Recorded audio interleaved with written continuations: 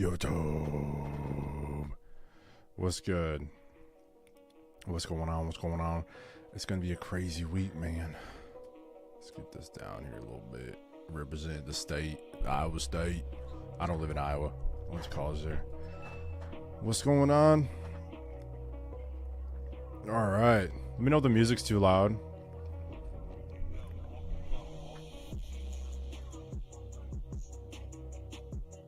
We got a crazy week ahead. FOMC, so we're going to have federal rate hikes, and we have inflation data coming out.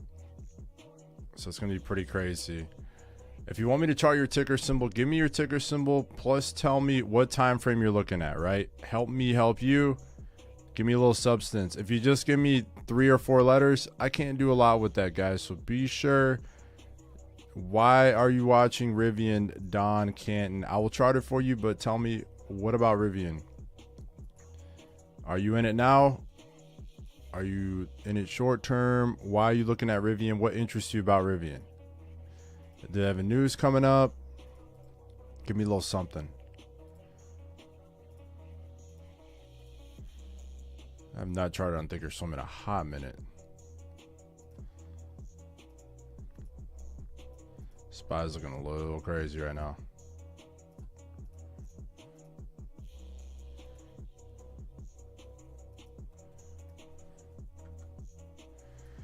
All right, welcome everybody. Hello. Like I said, crazy week this week, man. It's gonna be nuts. Look at this guy, T-Shill. What up, baby? I don't have my stream deck ready, but if I did, I'd play you some hot tunes, boy. Let's take a look at Neo, boy. There you go. That's a ticker symbol. Massive 4-hour bear flag. Neo Day coming up December 24th. Okay. All right, so on the 4-hour, are you talking about this right here? That bad boy?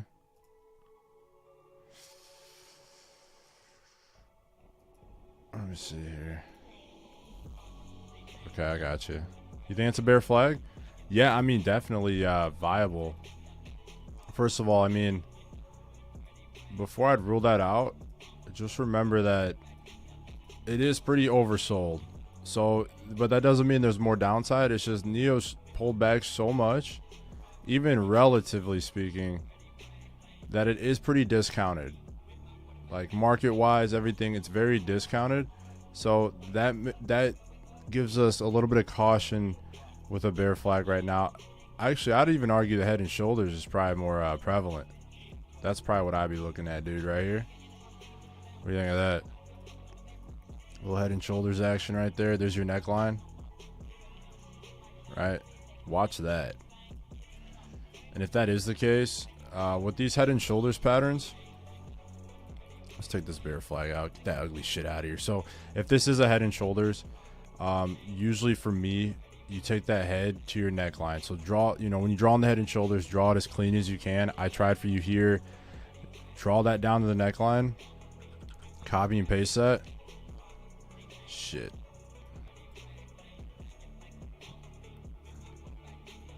And typically the size of the move is about that. It's usually from in wicks count too. So from the top of that head all the way down the shoulder, that's about where price is. That's where we're seeking it, right? That's our projected, right? So about 1025. Okay. If we do have a sell off this week on Neo, that's what I'd be looking at short term. That does look like a pretty clean head and shoulders. It makes sense. And then the longer term one, I know you're looking more long term. Just I wouldn't rule out the bear flag, but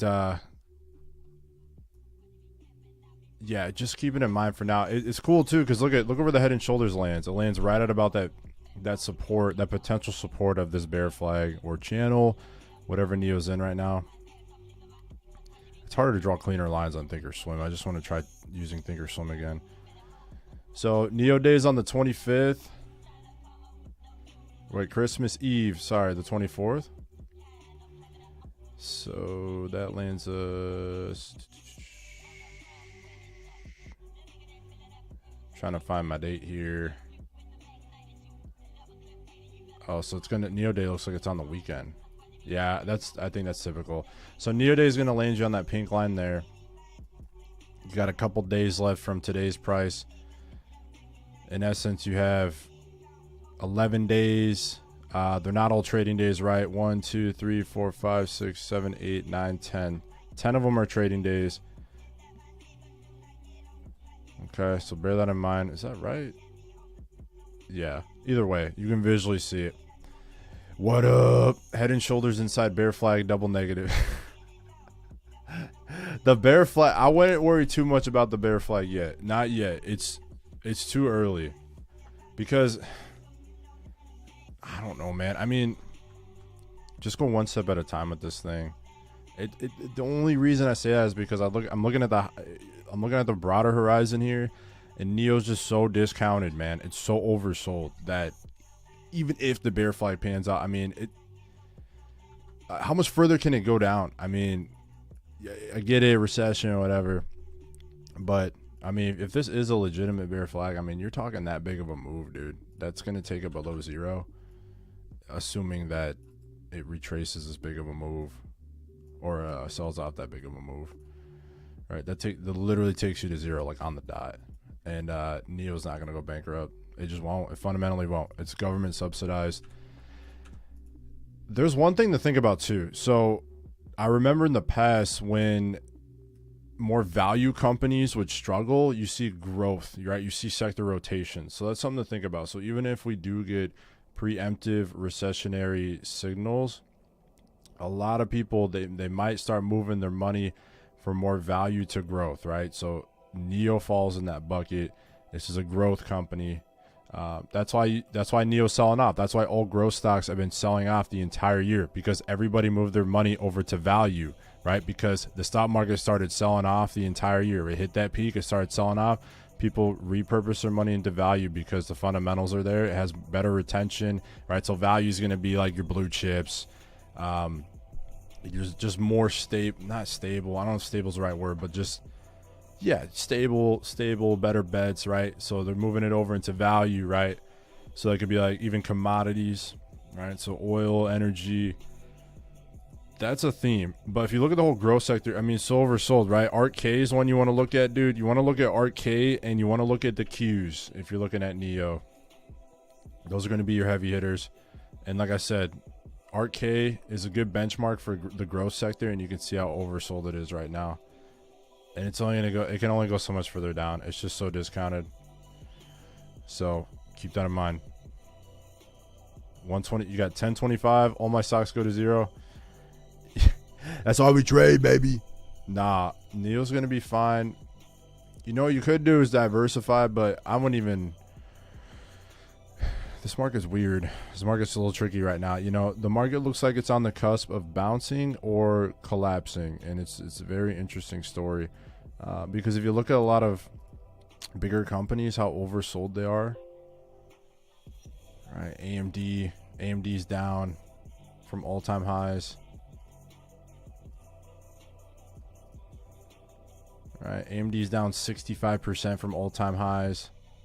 Microsoft's a way bigger company, down 39% from all-time highs. Tesla, somewhere around here, about 60% down from all-time highs. Apple's not too far down. I think they're like 20%. About, where's the close at? Down here, about 22%. So we have to see what will happen, man. That's all we can do. German, what's good, baby? What's good, baby? Yo, hit that like, y'all. I need it. I'm fiending. I need the likes. Hit that subscribe as well, baby. I'd love to have you. We go live every single Sunday. Come and join the boy. All right, guys. Got about 20 minutes left on the stream. What stocks are you guys looking at? Give me more than the ticker symbol. If you can't do that, you're lazy. So what are you looking at? Tell me why you're looking at it. Let me help you. Help me help you first. Give me more than 3 or 4 letters. What stocks are you watching? I'll chart it up. I'll give you my opinion. We'll run it. Okay? Now, just be cognizant that unless it's like a penny stock, that my opinion is going to be heavily weighted based on how the market's looking right now. And like I said, you know, in multiple live streams, SPY is testing that resistance, that trend line. We've been holding this trend line all year to date. We've been holding this trend line. You can see we're struggling at it once more right here on the money with precision.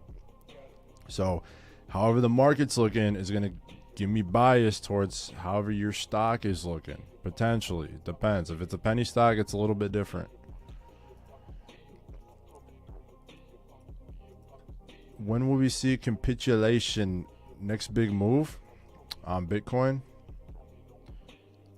So Bitcoin's interesting too. So this is speculating. I'm not bought on this, but I'm just gonna have you thinking for a little bit here. If we do see a downturn in the markets, like really bad, like recession, could that give Bitcoin some drive to reposition your money into there? I doubt it because it's speculative, but could it become an inverse asset at one point in time? My prediction for Bitcoin, based on a lot of things I've been looking at, some different prediction models, all this bullshit that really doesn't actually know where it's going. But here's what makes sense from a market structure standpoint is that I wouldn't doubt it if Bitcoin starts to accumulate right now, if it's not already. I wouldn't be surprised if Bitcoin does a little bit of dragging out next few months, whatever, and then gives us that leg. But for now, whoops, I meant to keep that in there. Shit.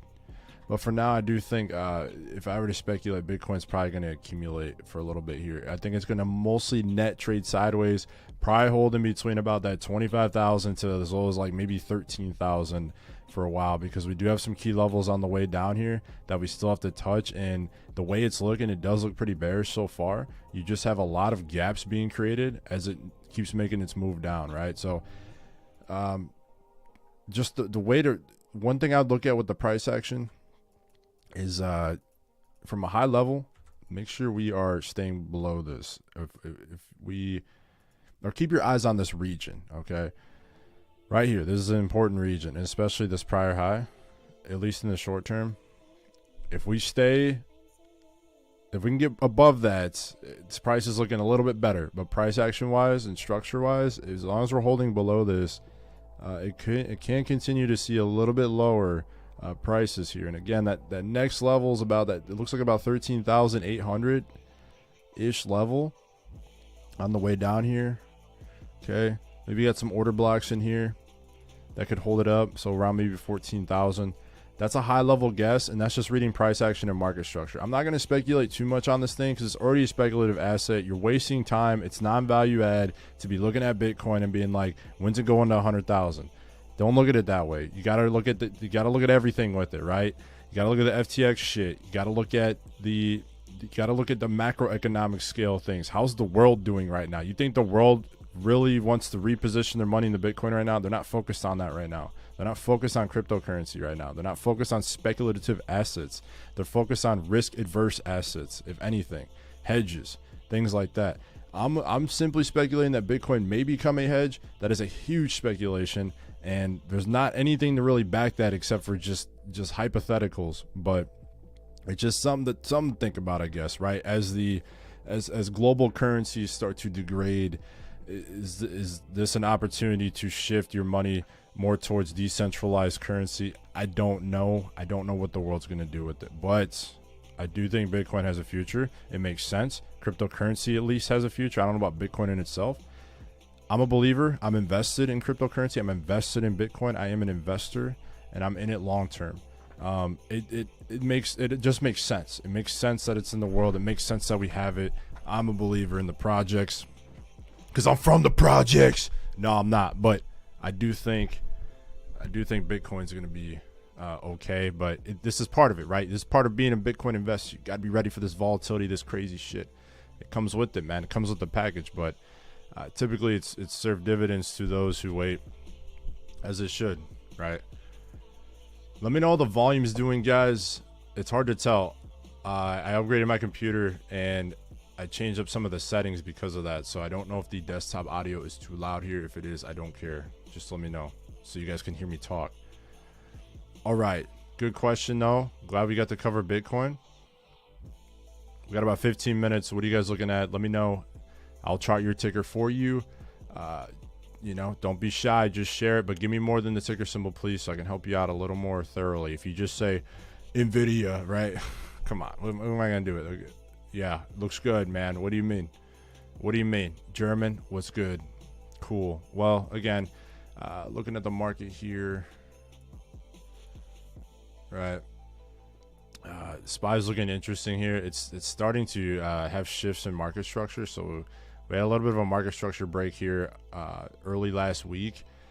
Price action is slightly pointing down here, and it's got some steam.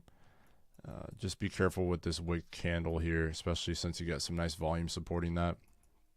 So we don't have a whole lot of structure left on this thing. I mean, we got this key level here that we're going to watch next. That's the big one for me. And then below that, you just have a big gap. Okay, so there's a lot of areas of liquidity down here that SPY is going to try to grab. So if we do break these levels, I expect a pretty aggressive pullback, but it doesn't mean we still can't hold up momentarily, just because we are in a little bit of a channel here. But if we break this channel, this thing's probably going to fly. That's just my guess. Okay, I've been watching this channel for some time on SPY, since about October 13th, I believe is when we flipped. Yep, October 13th, when the Dow flipped in a blink of an eye, rallied like 1,300 points in a day. And anyways, we've been holding this channel, so if we do start to sell off here, just know it's gonna get pretty bloody. Okay, so you know, at least on SPY here, which is the S&P 500 ETF, I'd like to hold above 390 for now. Okay, but right now prices, if I were to have a bias, I would say it's bearish for now. I need to do a little bit more thorough of an analysis tonight to prepare for tomorrow, but it looks pretty bearish. I actually caught this move on Friday. We can talk about it quick. A little bit of a wedge here. It was clean. All right, clean play here. This was fun. Friday was good trading. A little bit of a wedge, a little bit of a I'd say more of like a, I don't fucking know, like a little channel or something. I don't have no technical term for it right now because I was just really watching, I guess, the channel. And as soon as we got that break below, right, we broke below, got that dead cat bounce retest, and then we boom, and I caught that short move there, so that was nice. Didn't catch this end of day power hour, but that was a pretty slick move right there. That would have printed. So that was a fun move. If you guys do want to follow along, check my Discord out down below. You have to pay to get access to the trade signals, but you can join. You can join the Discord for free, but you have very limited access to things in there. We do send out a free daily watch list if you want to check that out. Gang, all right, hit that like, hit that like. Let's see here. Right, looks like we're still streaming. Didn't DC yet. Let's check the chat. What are y'all looking at? I'll get you covered. We got about 10 minutes left on this stream here before I go live with my private Discord tonight, and we plan our attack for the week ahead. We'll talk through some of our trading strategies and whatnot. But I want to make sure I get the YouTube covered tonight. YouTube, Apple. I know personally for me next week, my top plays probably going to be, I know NVIDIA I've been watching for a minute. I do like NVIDIA. Netflix has been trading weird. I like Microsoft. Probably NVIDIA and Microsoft.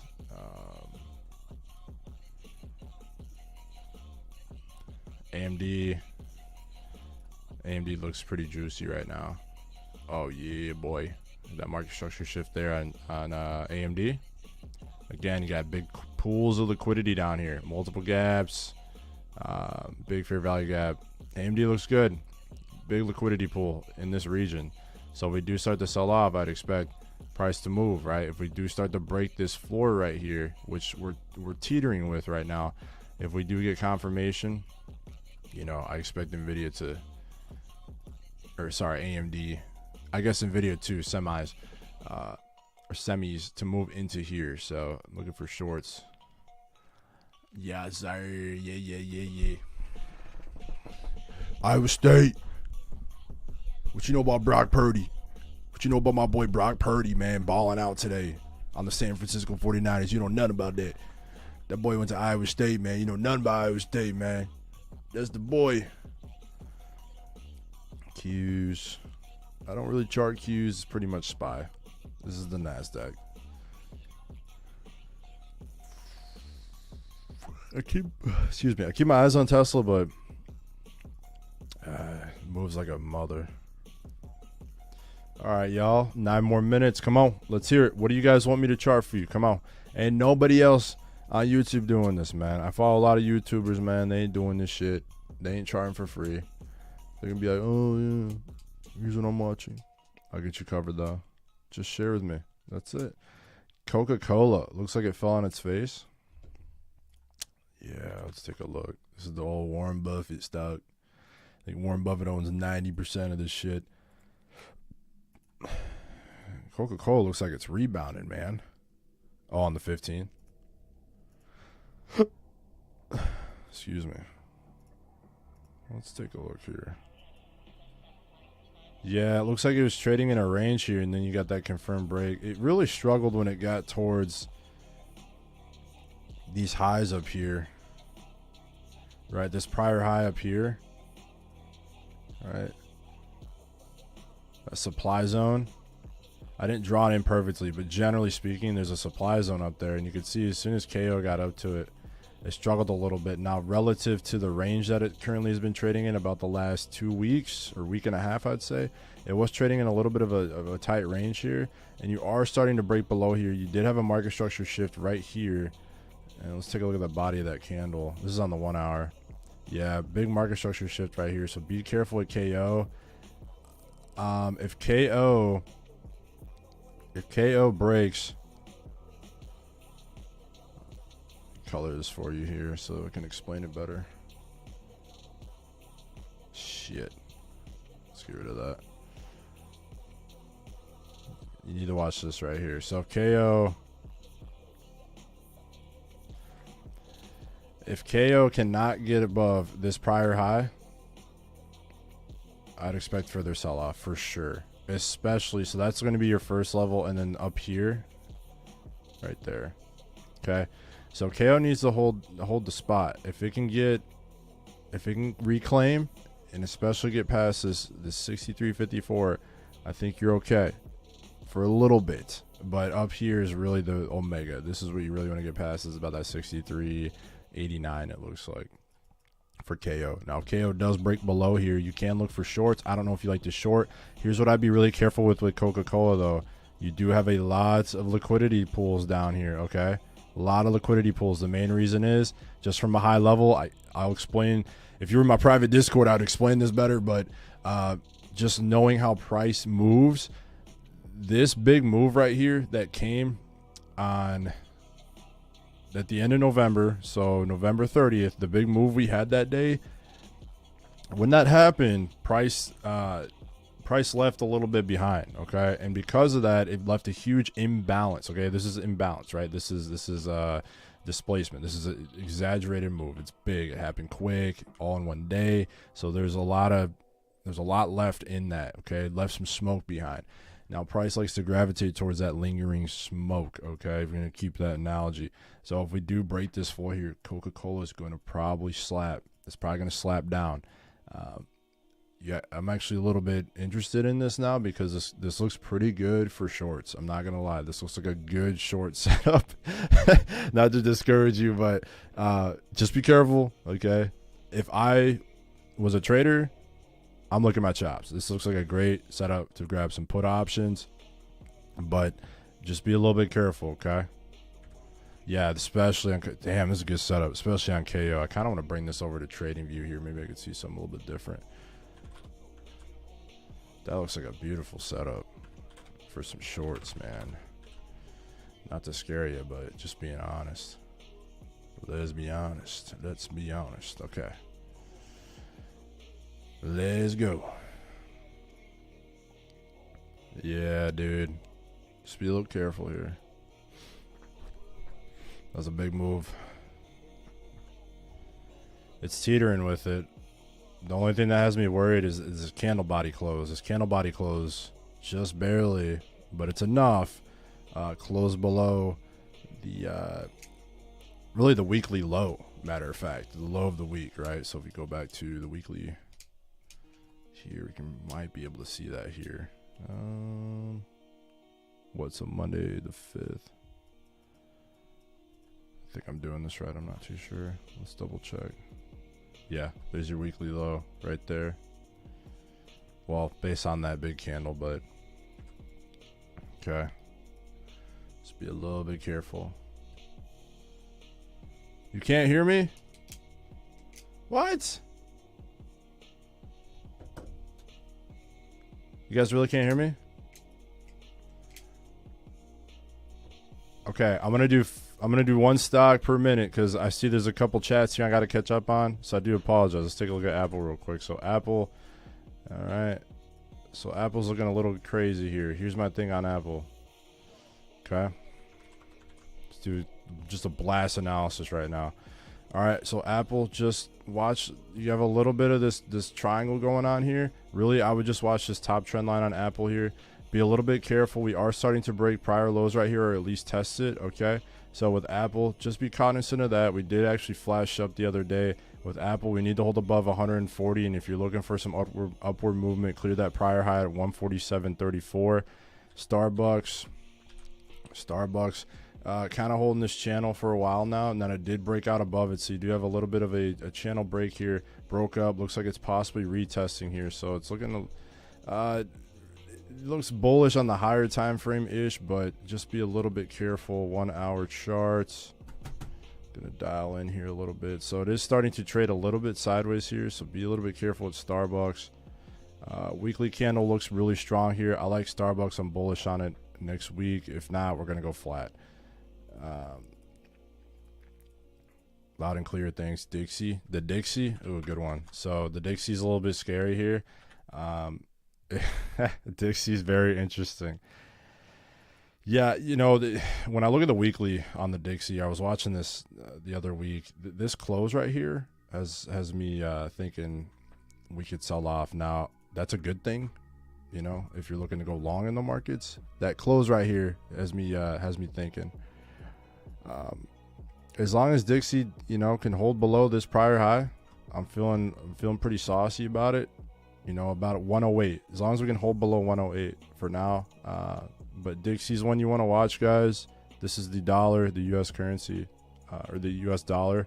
So this has been pretty high, and it is starting to become inversely correlated to the equity markets. So if the dollar's going down, usually the market goes up. But for now, I like the way it looks if I'm looking to go long. Yes, so I'm slightly bearish. I need a little bit more smoke, but I do like the candle from a raw, like looking at just candlesticks and a little bit of the price action here. I do like this close here. This one's nice. Okay, this one's nice. Cool. Hopefully this is helpful, guys. I go live every single Sunday, and I go live twice a week on my YouTube, including that Sunday. So the next live stream, we'll try to get you on, I believe, Tuesday.